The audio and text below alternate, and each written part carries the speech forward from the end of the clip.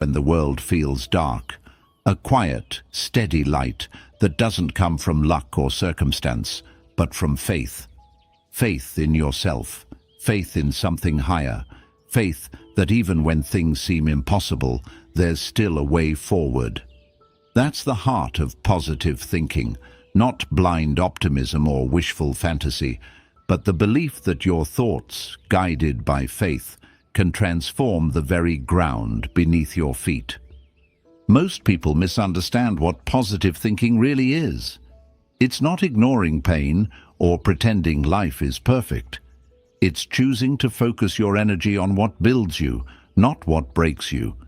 It's deciding to see every difficulty as a place where God's power can work through you. When you begin to think that way, not just once in a while, but as a daily practice, life starts to move differently. Your heart becomes lighter, your mind becomes calmer, and somehow solutions begin to appear where there once were only problems. Positive thinking is not a trick, it's a truth. What you hold in your mind becomes the seed of your future, and if that seed is watered with doubt and fear, it grows into anxiety. But if you water it with faith and hope, it grows into strength. That's the simple divine law written into the human soul. Divine law written into the human soul.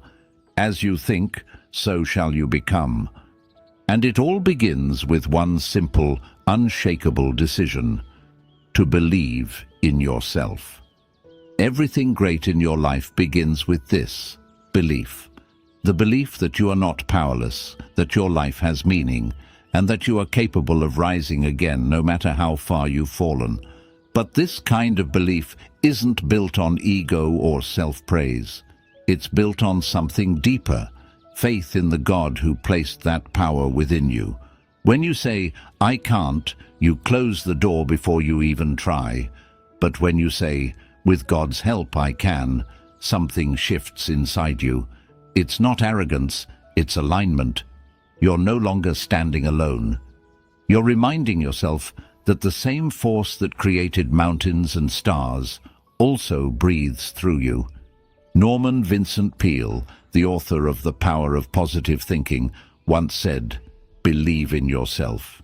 Have faith in your abilities.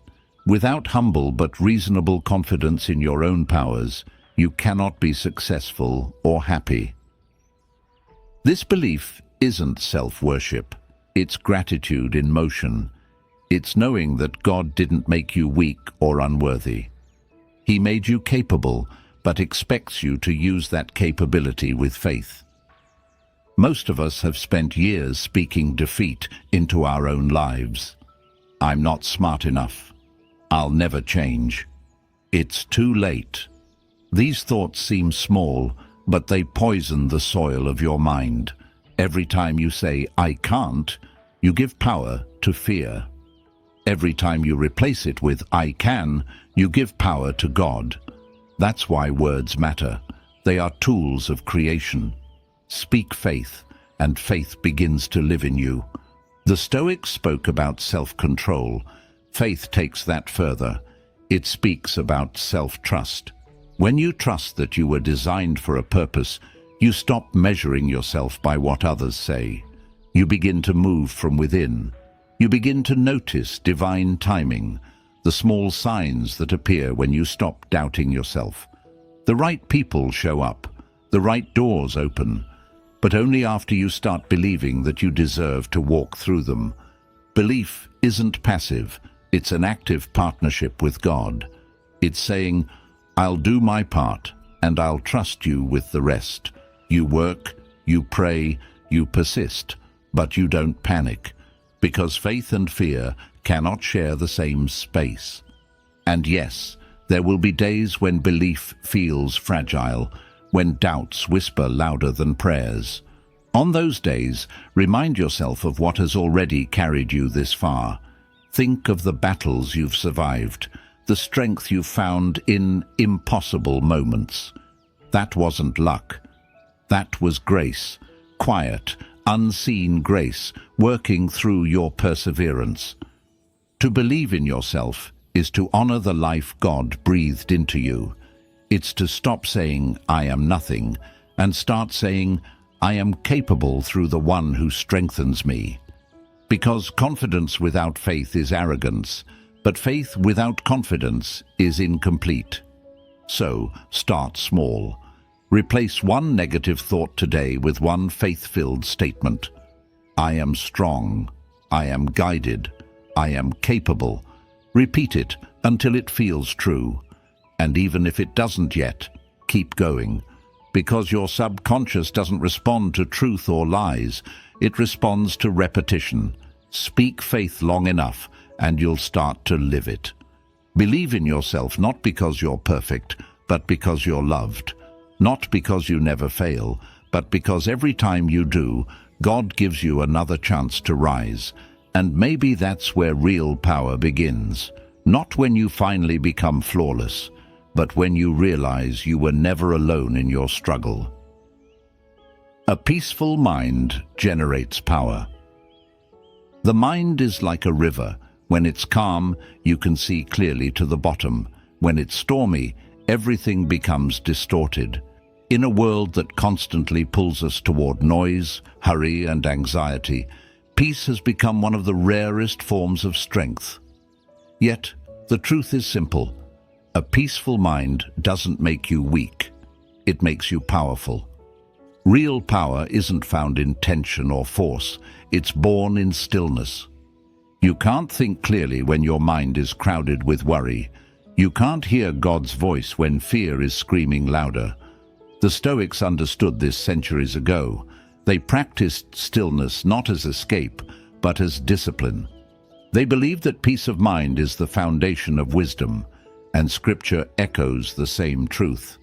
Be still and know that I am God. Because when you are still, you connect to the quiet current of divine power flowing beneath every moment. We often think that constant activity equals productivity. But worry and rushing don't create results. They create exhaustion. You can work 12 hours in chaos and achieve less than you could in 2 hours of calm focus. Why? Because anxiety divides the mind, while peace gathers it. When you are calm, your thoughts align, your body relaxes, and your energy flows instead of leaks. Seneca once said, "There is no greater cause of worry than uncertainty, but life will always be uncertain. The key is not to remove uncertainty, but to remain peaceful inside it." Worry doesn't prepare you for tomorrow. It only weakens you today. Peace, on the other hand, renews your strength, physically, mentally, and spiritually. To generate power through peace, you must create moments of silence deliberately, small daily pauses where you withdraw from noise and reconnect with yourself and with God. These moments don't have to be dramatic. Sometimes it's just sitting in a quiet room with your phone off, breathing deeply, saying a short prayer of gratitude, or visualizing a calm scene, a sunrise, a gentle stream, a place where your soul can rest. The mind responds to imagery. When you fill it with peaceful pictures, it begins to calm the storm inside you. Think of your thoughts like the wind. They can stir up waves, or they can make the water smooth again. Each time you choose peace over panic, you train your inner world to follow order instead of chaos. Prayer is also one of the most powerful ways to restore calm, not the hurried kind filled with requests, but the peaceful kind filled with trust. The kind that says, "God, I hand this over to you." Because every time you release control, you make space for divine wisdom to enter. When your mind is peaceful, your energy changes. You become more creative, more intuitive, more centered. Solutions that seemed impossible begin to appear naturally. People are drawn to you because peace is magnetic. It feels safe. And in a world that runs on tension, safety feels like light. If you want to feel powerful, Learn to quiet your thoughts. If you want to think clearly, slow down your inner pace. Remember that peace is not the absence of problems. It's the presence of stability. You can stand in the middle of the storm and still not be shaken. That's what Jesus meant when he said, "My peace I give unto you, not as the world gives."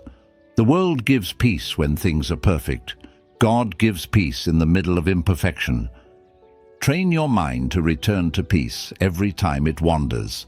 When worry tries to take over, remind yourself, this problem is not bigger than God. When tension builds, breathe deeply and say, I am safe in His hands. Do this daily, not as a ritual, but as a relationship. And the more you practice peace, the stronger you become. Not aggressive, not loud, but unshakably steady. You'll find that your reactions soften, your clarity sharpens, and your energy lasts longer because it's no longer wasted on worry. The power you're seeking isn't out there. It's waiting in the quiet center of your being. You just have to stop long enough to feel it. And maybe that's the secret to real strength. Not to fight harder, but to be still long enough to remember that God is already fighting beside you. How to have constant energy. Energy isn't just a physical force, it's spiritual. You can eat well, sleep well, exercise every day, and still feel drained if your soul is tired. True energy, the kind that sustains you through challenges, responsibilities, and heartbreak, doesn't come from caffeine or motivation. It comes from harmony between body, mind, and spirit. It comes from living in alignment with your purpose and trusting the source of your strength. Most people lose energy not because they're doing too much, but because they're fighting against themselves. Fear, resentment, and inner conflict consume more strength than any amount of work. You can see it in people's faces. The way anxiety hardens the eyes, the way worry bends the posture. It's not the day that exhausts us, it's the way we think through it. The Stoics and the Scriptures agree on this. Peace and purpose create power. Marcus Aurelius wrote, "The happiness of your life depends upon the quality of your thoughts." And Isaiah said, "They that wait upon the Lord shall renew their strength." Those are not different ideas. They are the same truth spoken through two languages. When your mind and faith align, energy flows freely. When they conflict, it leaks away. If you want constant energy, start with clarity. Know what matters most, and let go of what doesn't. You can't carry everything. Some people exhaust themselves trying to please everyone, chasing approval that doesn't feed their soul. Others fill their days with activity that looks productive but lacks meaning. But when you begin each morning asking, what truly matters today, your energy naturally focuses. You stop scattering your spirit and start gathering it. Energy also depends on emotional release. You can't stay strong while holding grudges, guilt, or regret. Forgiveness isn't just a moral act, it's an energetic one. Every time you forgive, you set yourself free from the invisible weight that drains your vitality. The moment you let go of resentment, you feel lighter, because the energy you once spent on anger becomes available for growth. Faith also renews energy. Worry drains it because it tells your mind, I'm alone in this. But faith whispers, I'm not. Every time you trust God with what's beyond your control, you save energy that would have been lost to fear. That's why prayer, gratitude, and they keep you aligned with the eternal source of strength that never runs dry. And don't forget nature. It's God's silent therapist. Step outside, walk slowly, breathe deeply, watch how the world moves without hurry. The trees growing, the wind shifting, the clouds forming and fading. Nature doesn't rush, yet everything gets done. That's the rhythm of divine energy, steady, not frantic. The more you tune into it, the more you mirror it. Your body is also a vessel of energy. Treat it with respect. Feed it with gratitude, not punishment. Move it daily. Rest it deeply. Breathe intentionally. Remember, your body is not separate from your spirit. It's the physical home of it. When the body and spirit are in harmony, fatigue becomes rare.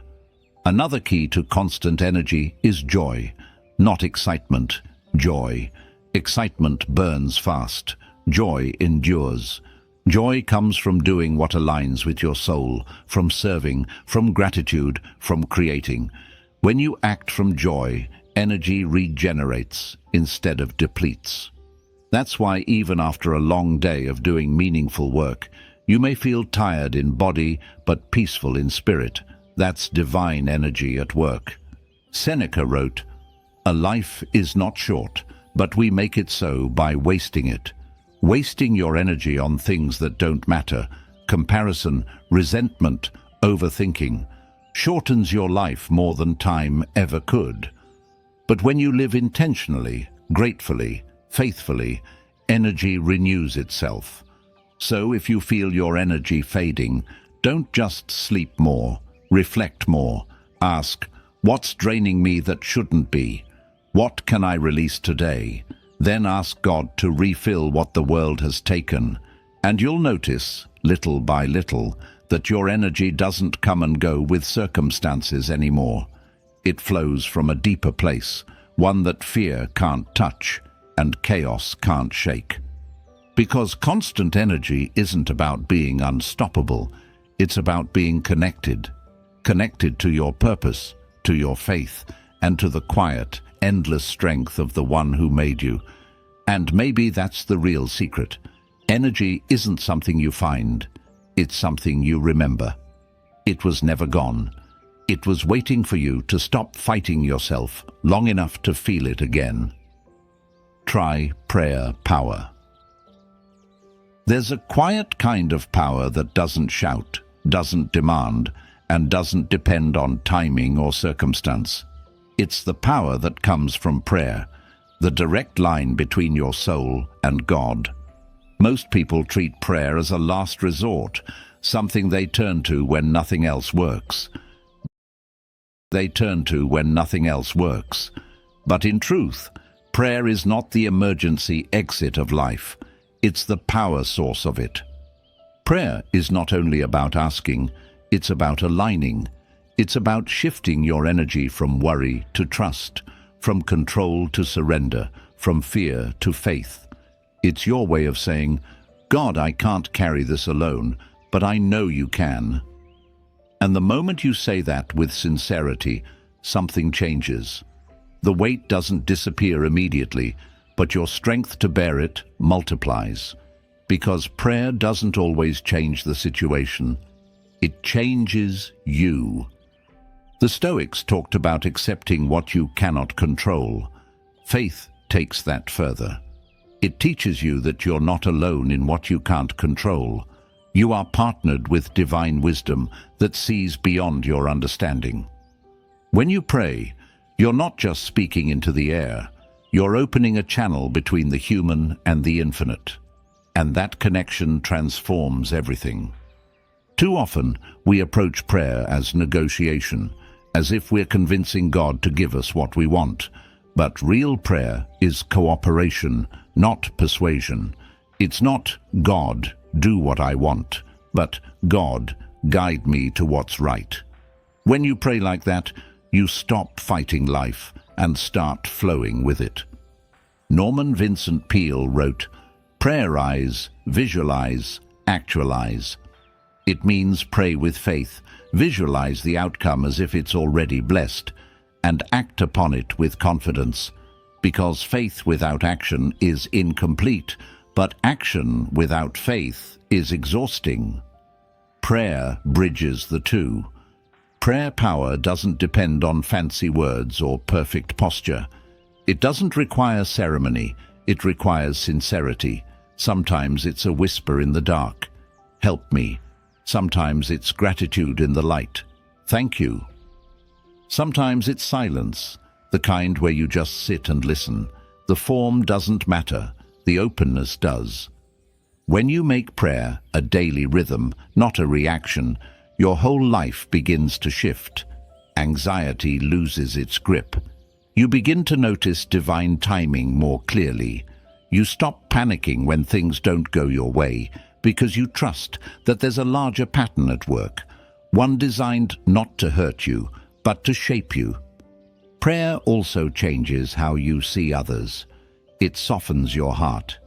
When you start praying for others, not out of pity but out of compassion, you begin to understand that love and strength are not opposites. You realize that everyone around you is fighting a silent battle, and your prayer might be the one light that reaches them in their darkness. And then there's gratitude, the most transformative prayer of all. Thanking God even before the blessing arrives isn't denial, it's faith. It's declaring that you trust the process, even when you can't see the outcome. Gratitude keeps your heart open, your spirit humble, and your energy high. In prayer, your mind quiets, your breathing slows, and your thoughts begin to align with divine order. You realize that strength doesn't come from forcing outcomes, but from trusting that God's outcomes are wiser than yours. You find peace, not because everything's perfect, but because you're no longer trying to control what you can't. So, try prayer power, not once, not occasionally, but daily, like breathing. When fear rises, pray. When confusion clouds you, pray. When joy overflows, pray. Let prayer become your reflex instead of your rescue. And watch what happens. The same situations that once felt impossible will start to unfold with grace. The same burdens that felt too heavy will start to feel lighter, because when you pray, you're not transferring your problems to the universe. You're transferring them to a power that knows exactly what to do with them. In that connection, you'll find not just answers, but renewal. Because prayer doesn't only open heaven's door, it unlocks your own. And maybe that's the quiet miracle of it all. When you stop trying to manage everything alone and start praying with trust, you realize that God was never asking you to be strong, only faithful. How to create your own